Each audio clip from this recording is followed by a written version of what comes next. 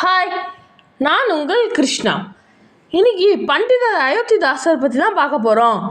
பண்டிதர் அயோத்திதாசர் மே 20, 1845 பிறந்தார்.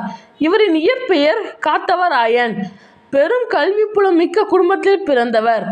திராவிட இயக்கம் உருவான திட்ட முன்னோடிகளில் முதன்மையானவர் இவர். இவர் தமிழறிஞர் மற்றும் சித்த மருத்துவர் ஆவார். இவர் நவீன இந்தியாவின் மாபெரும் சமூக சீர்திருத்தவாதி மற்றும் தமிழ் பௌத்த மறுமலர்ச்சியின் தந்தையும் ஆவார். 1885 திராவிட பாண்டியன் என்னும் இதழை தொடங்கினார்.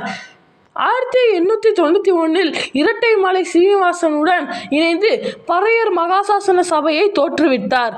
1907 சாதிய ஒடுக்குமுறைகளுக்கு எதிராக குரல் கொடுக்கவும் மக்களின் விழிப்புணர்வுக்காகவும் தமிழன், அதாவது ஒரு பைசா தமிழன் என்ற வார இதழை தொடங்கி நடத்தினார். திருக்குறளை தன் குடும்ப சேமிப்பு ஏடுகளில் இருந்து மீட்டு எல்லிசு துரையிடம் வழங்கியவர்.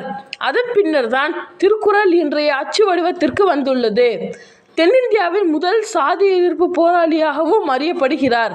இவர் 19ஆம் நூற்றாண்டின் இறுதியில் ஆதி திராவிட மக்களின் முன்னேற்றத்துக்காக அரசியல், சமயம், இலக்கியம் ஆகிய களங்களில் தீவிரமாக செயல்பட்டார்.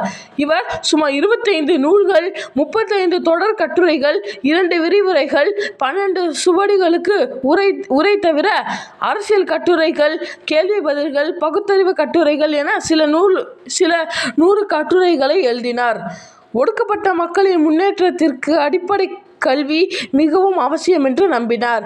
பெண்களுக்காக கல்வியையும் சுயமரியாதையையும் தீவிரமாக ஆதரித்தார்.